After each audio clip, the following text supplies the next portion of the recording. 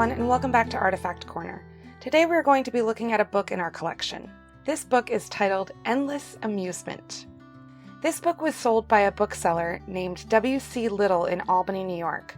W.C. Little was a publishing company in the mid-1800s that specialized in publishing law books. A fun fact, Albany, New York during the 19th century was one of the chief law book centers of the United States, with several independent law publishing houses in active operation at the same time. Henry Webb, husband of Frances Henrietta, was a merchant in Albany, and he frequently sent books to his mother-in-law as gifts or after he read them. Here you have Henry Webb and Elizabeth Swetland's signatures. As we dive into this book, I would like to make a disclaimer. Do not try any of this at home. These activities and science projects are from the Victorian period and are simply not safe. To put things in perspective, the Victorians used mercury and cocaine as medicine.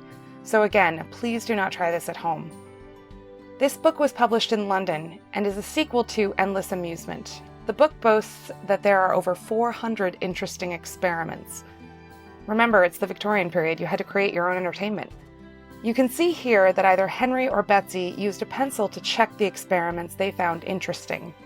The one we are going to be looking at today is to cause a report like that of a gun with a tobacco pipe. Again, do not try this at home. To cause a report like that of a gun with a tobacco pipe. Compose a powder with 1 ounce of saltpeter, 1 ounce of cream of tartar, and half an ounce of sulfur, pulverized singly, then mixed. Put a single grain of this powder into a tobacco pipe, and when it takes fire, it will produce a very loud report without breaking the pipe.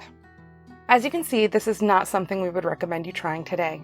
The entire book is quite a fascinating look at life and science experiments in the Victorian period, and another wonderful artifact in our collection.